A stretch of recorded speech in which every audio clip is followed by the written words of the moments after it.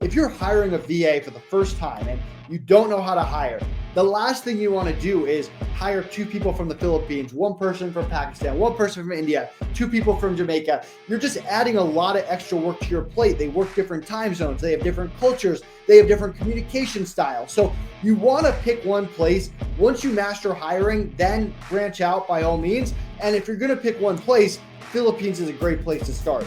What's up, everyone? Welcome to the Sehgal show, where we interview some unstoppable, crazy entrepreneurs who are dominating figures in their businesses. Sahil here, back again with an awesomely insane guest today on our show. Now, our guest for today is someone who has built and flipped an 8-figure business solely on virtual assistants. And he's a serial entrepreneur, an e-com expert. He launched his first online business from college time and has achieved more than $30 million in sales overall. He's also running his school program called Outsource School, where he helps people learn how to use the power of virtual assistant for different services. Without any further ado, let's welcome Nathan Hirsch on our show today. Hey, thanks so much for having me. Same here, man. It's a pleasure and honor to have you. Cool. And first of all, before we start, just want to say congratulations on launching your website. I just saw that nathanhish.com is live now. You just Yeah, recently thank launched. you. It's funny. I spent 7 years trying to get that domain from someone and it wasn't happening. And then one day they just didn't renew and I grabbed it and now we have it. So we got ConnorGillivan.com, my partner. We got NathanHirsch.com. We kind of use our two brands to push business or to push traffic to all of our B2B businesses. So it should be a lot of fun for the next few years. That's amazing, man. That's good. Congratulations. Thanks. Cool. So let's step back and I wanna understand for our audience as well. How exactly did you start? You started at quite early age. So when exactly were you bitten by this entrepreneurial bug? Yeah, I think I always had the bug. I mean, my parents were both teachers, and I knew at an early age that just going the typical like school, job, retirement was just not the way that I wanted to go. And my parents always made me have real full-time jobs from the time I was 15 on. I was working every summer, after school, weekends, you name it. And if I wanted to buy something, I had to pay for it. So I got a lot of experience around sales and customer service and business and managing people, but I also learned that I hated having a boss. And I really wanted to be an entrepreneur when I got to college. I kind of looked at college as 4 years to create a business. And if I didn't create one, then I had to go get a job afterwards. So it was kind of a ticking clock in my head. And that's when I started just experimenting and buying and selling textbooks and competing with my school bookstore. And that led me to Amazon. Ah, that's amazing. And did you study business in the school, you said, at that I time? did. I actually studied entrepreneurship, which it was a new program. So I remember freshman year, we went to an auditorium and all the freshman business students are there. And I was undecided along with most people. And all the deans went on stage and they said, this is why you should do accounting. This is why you should do economics, whatever. And the entrepreneurship dean, brand new, went on stage and just said, if you ever want life freedom, if you ever want financial freedom, the only way to do it is to become an entrepreneur. And then she just walked off stage. That was her entire pitch. And in my mind, I was sold and I was kind of studying entrepreneurship while I was building an Amazon business, which was kind of cool. That is amazing, man. Wow, that you got the trigger basically at that time. So that's good. Absolutely. And I was looking at your bio, man. I really like the thing where you mentioned like from 5K to 12 million in ARR. I think I saw that in 4 years you did that with Exit. So what was it with? Okay, what type of business model? I think I know it for the audience. What type of business model was it? And yeah. Yeah, so I ran that Amazon business. I started off with textbooks. I got into baby products and home goods, and I grew this business like it was just great timing. It was a cash flow business. We sold 25 million over a 5-6 year period, but I didn't really build anything scalable. I didn't build anything sellable. We were just dependent on Amazon and also dependent on our manufacturers. We didn't build our own products or have any patents or anything. But with this business, we had to hire people, and we hired a lot of college kids that were really unreliable. They were really creating stress and frustration. And a buddy of mine introduced me to my first virtual assistant in the Philippines. And that changed everything. I started outsourcing customer service and changing prices and inventory management, all parts of that Amazon business. Well, fast forward years later, Amazon got harder. More people were aware of what selling on Amazon was. Amazon started changing their algorithm. The manufacturers we work with, they didn't need us. They could just sell directly to Amazon. but I had all these different VAs and freelancers, and I started to offer them to Amazon sellers that I was networking with. And that became FreeUp, a marketplace for pre-vetted e-commerce VAs and freelancers. Eventually, we branched out and offered marketing VAs and real estate VAs and other stuff like that. But we built this platform of the best talent, and we competed with Upwork and Fiverr. And we started that business with $5,000, like you said. Most of my companies start with around $5,000, and we continued to scale it to the point where we were competing with Upwork and Fiverr before being acquired in 2019. Wow. And was it built all organically, you said? Yeah, we have this organic marketing blueprint. If you go to outsourceschool.com/organic marketing, and it's a combination of partnerships and podcasts and SEO and putting out content and building affiliate programs. And we really did all that. We spent very little money on paid ads. We experimented a little bit with Google retargeting, but 99% of our clients came from organic marketing. And was it your first business model that you flipped out at that time? My second. I mean, Amazon was the first, and the freelance marketplace was the second. And that was FreeUp, you said. Yep, FreeUp. Got you. And what were the challenges? Like I want to talk about. I know FreeUp is great. I was looking at it yesterday as well. You have already freed it up with this. So what were the key challenges you were facing, like when scaling FreeUp? Because you were competing with these big sharks out there. I'm curious to know about that. Yeah, I mean, one of the biggest challenges was just the software. I mean, when you're building a marketplace, kind of like if you go to Airbnb.com, there's a marketplace that holds it all together. And you have three sides of the marketplace. You got the client side, you got the freelancer side, and then you got the admin side. And meanwhile, you're getting all this different feedback of different features of what people need. There's different business things you want to add, like payments and affiliates and job boards, and we like, it's not like we wanted to spend $1 million on development. So we had to prioritize what projects we wanted to do in what order, and build it out. And some projects took a month, some projects took 6 months. So you're balancing what projects are high, low priority, but also how long do these projects actually take, and what's going to actually move the needle, make the business more money, get more clients to hire freelancers. And that was a big balancing act. I mean, working with developers is challenging. Communication is hard. They don't understand business. We don't understand development. So trying to bridge that gap was a big challenge. Wow. Okay. So when you were even entering these businesses, I'm curious, like you didn't just did something which so a lot of time people say you yourself are your dream client, that you start your business based on what you achieved, but you jumped into different boats to start different types of ventures. So how was the whole experience? And were you not afraid of, like, okay, you don't have any experience, you are just taking a team of people and building it? So how was the whole feeling about it and experience? I think if you're an entrepreneur, you're always afraid, right? You don't want to fail. You don't want to let people down. You don't want clients to be upset. You don't want to have to lay off people. But I mean, we went through this with our Amazon business. We peaked out at about $5-6 million a year. At the beginning, we thought we were going to take down Amazon and be the next e-commerce giant. And that didn't happen. Amazon became harder. We ended up laying off a lot of people, and we had this office lease that we had to get out of, and we broke it and lost a bunch of money there. And it was a really sour ending to what was really a fun 6-7 years of my first entrepreneurial experience. But that feeling really stuck with us. So with FreeUp, as we're growing, as we're scaling, as we're getting bigger, and then we get an offer to get acquired, in our head, we're thinking, if we turn down this offer and then the market changes, or a competitor comes in, or whatever it is that hurts the business, we're going to be in that same feeling that we felt with our Amazon business when we laid people off. So going through the acquisition was kind of a redemption of sorts in our mind to, hey, our first business didn't end the way we wanted to. The second business did. But even fast forward now, where I own multiple companies, I'm very diverse. If one of them fails, I'm not going to be homeless. You still don't want to fail. It still hurts you inside. It's still, I don't know if it keeps you up at night, because I try to run pretty stress-free businesses, but I don't want to let my team down. I don't want to let my clients down. I want to grow lots of different businesses. So I don't think that feeling ever goes away. You might have a bigger security blanket than maybe I did when I was 23, but those same emotions are still there. And you still get that feeling that you don't really know what you're doing. Just because you had past success doesn't mean future success. And you're still just making educated guesses based on the best information that you have.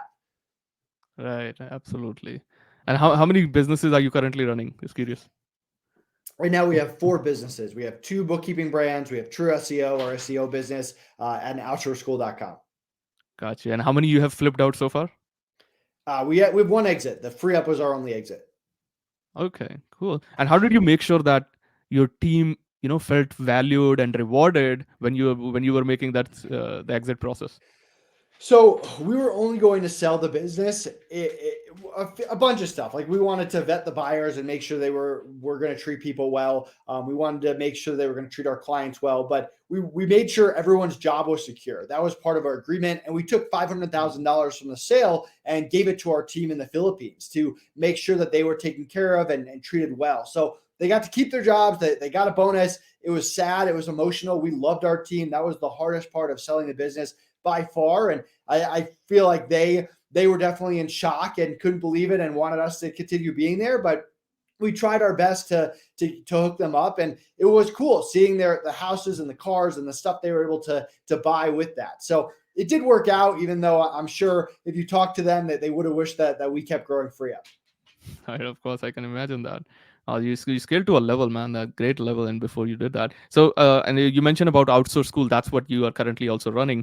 And I looked at the website. It's insane. I think I'm gonna be a buyer. So, but I want to know the story behind it. So, how was this Outsource School born? And this is not a SaaS. This is a course or a program, basically, right? So, walk us Yeah, through a it's little. it it's our entire hiring process, how we interview people, onboard people, train people, manage people that you can just plug into your business. Because when I was 20, I had no hiring process. I didn't know what to ask people. I didn't know how to manage people, what meetings to run, how to fire someone. And I wish that someone just gave me a blueprint that said, hey, these are the interview questions you ask. This is how you onboard them. This is how you give bonuses and raises. So we have all of that you can just plug into your business. And then all of our SOPs, from hiring writers to customer service people, do all of our marketing SOPs. They're all in there so you can pick and choose, and you don't have to create SOPs from scratch.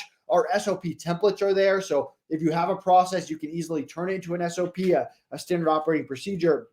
But Outsource School really came about when we sold FreeUp. The initial plan was for us to take a year off, travel the world.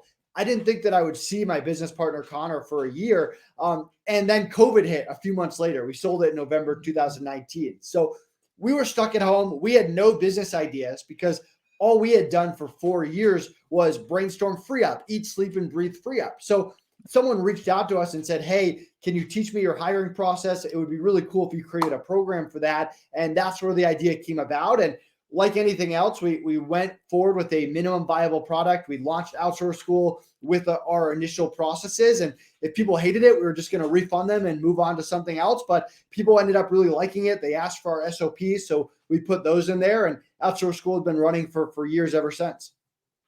That is amazing, man. I like the attitude of like how you are like, okay, if this doesn't work, you just move on to another thing and then you set it up that. And one thing you mentioned, which really struck me, is like customer relationship or value that you're providing the service to the customer. That what matters. Doesn't matter what business you are in, if you're providing values to your customer.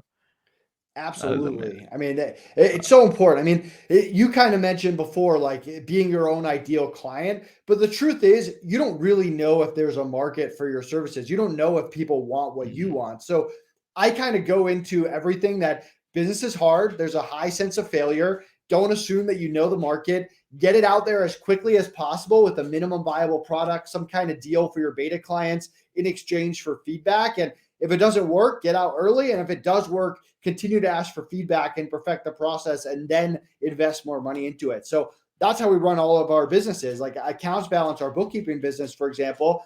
I'm not a bookkeeper. Creating a bookkeeping business was a pretty crazy idea. We hired a bookkeeper. We offered all these people 2 free months of bookkeeping in exchange to help us build processes and give us feedback. If people hated it, if I couldn't sell 2 free months of bookkeeping, or if people didn't stay on after the 2 months, we would have just shut it down and moved on to something else. But luckily, people did stay on, and it's been growing ever since. But that's really how we approach every business.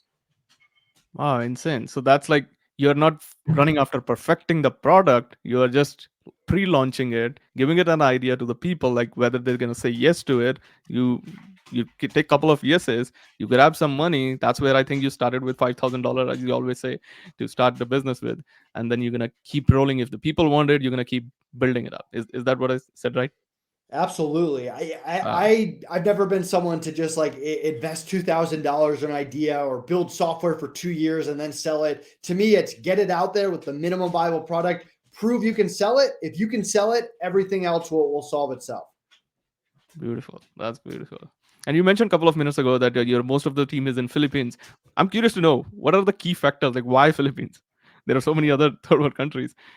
Why is that? Yeah, and we hire from all over. I think I have such a big network of people in the Philippines now that I just get great referrals, and I have just a lot of references and stuff. But as an entrepreneur, and we talk about this in Outsource School, if you're hiring a VA for the first time and you don't know how to hire, the last thing you want to do is hire two people from the Philippines, one person from Pakistan, one person from India, two people from Jamaica. You're just adding a lot of extra work to your plate. They work different time zones, they have different cultures, they have different communication styles. So you want to pick one place. Once you master hiring, then branch out by all means. And if you're going to pick one place, Philippines is a great place to start. The cost of living is low, so you can get affordable prices. They speak English at a high level. They're used to working US hours. They like being part of a family, which is great for building a family within your business. And we talk about this a lot in Outsource School, but that's kind of my mentality. And there's great VAs, there's great freelancers all over the place. My preference is just the Philippines.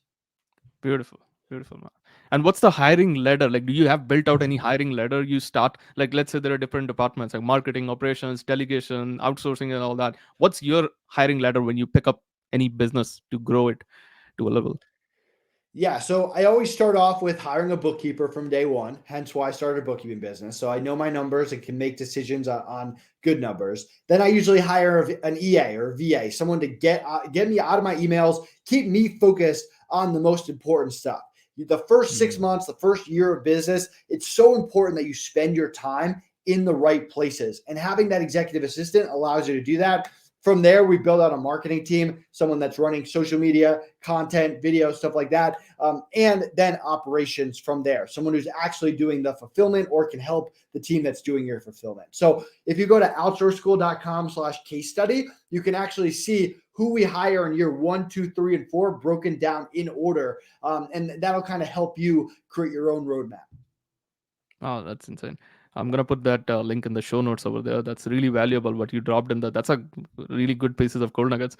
Uh, and where do you place yourself in that? Like, I know you love to take exits from business and all. So how do you make sure that you are taking a peaceful and a smooth exit when you're, yeah, exiting out? Well, so the best advice I ever got was to vet the buyers just like they were going to vet us. We went through due diligence. We wanted to know everything about them, what businesses they bought, their success, their failures, their net worth, how they treat people, their plans for free up, personally about them. What do they care about? What are their values? Who are they as people? And we couldn't have sold it to better people. They become mentors to us. We have a great relationship with them, and it's been a lot of fun just communicating with them and staying up to date throughout the years. So that was a big part of it. Obviously, the money's a factor, and making sure that you get the right agreement. I think a lot of people they think that if you sell a company for $10 million, they just write you a check for $10 million.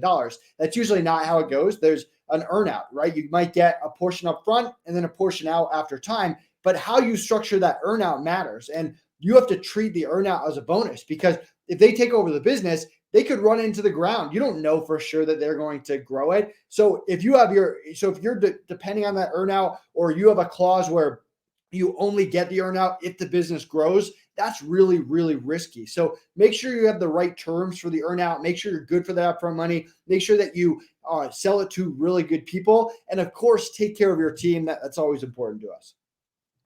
Amazing. That's right on. I love that part.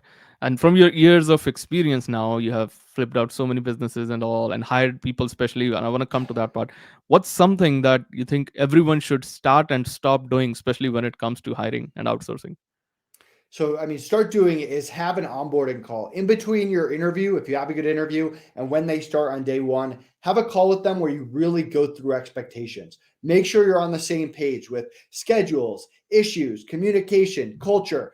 We call it our SICK method, SICC, and give them a chance to back out. If it's not a good fit, you don't want them to start working with you. You want them to know exactly what they're getting into and really want what you want. I think that's what people really mess up. And I mean, in terms of what not to do, make sure that you're sharing the goals of the company with your team. Don't just have someone off to the side doing their one task and they don't know how it impacts the business in any way. Make them feel involved. Share your wins, share your losses. Let them know how the work that they're doing impacts the big picture, and that's how you're going to really motivate people. And that builds out a long term like family relationship, or they are involved a part of the business. They are working not just for the business but in the business. Right. Wow, Exactly. amazing. What's the one advice you would like to give all the aspiring entrepreneurs who aim to build and eventually sell their businesses based on your experience? So you can always be replaced as the marketer. Like if you're going on podcasts, you're going to conferences, you're the one writing content. Someone can always come in with a different marketing team, a different marketing budget, a different marketing plan. But if you're in the fulfillment of the business, if you're fulfilling every order, if you're doing the client delivery, no one's going to buy that business. You need to be out of fulfillment. You need to be focusing on high level stuff. And that's how you build a sellable business where the business will run and operate without you there. Someone else can make decisions, someone else can put out fires. That's the key to building a scalable business. Beautiful. Right on, man. Amazing. And what's the best place people can go and find more details, like any of your platform you want to promote? Yeah, I mean, go to nathanhirsch.com. You're welcome to check out my other businesses. If you're looking for a bookkeeper, accountsbalance.com, hiring, outsourceschool.com, SEO, trio SEO.com. And we have a lot of free resources from our SEO SOPs to a monthly report of what your finances should look like every single month to all of our hiring resources, hiring packets, VA calculator, stuff like that. So check out our free resources. And I really appreciate you having me on. Absolutely, man. And I'm gonna drop all the links on the show notes down there. People who are watching or listening us will be coming up with another episode. Thank you so much, Nathan, for bringing or giving your valuable time. You dropped crazy nuggets, man. I know you're short of time too. So amazing. Thank you so much. We'll be coming up with another episode very soon. Till then, stay tuned. Take care. Bye, Yeah, everyone. thanks so much for having me.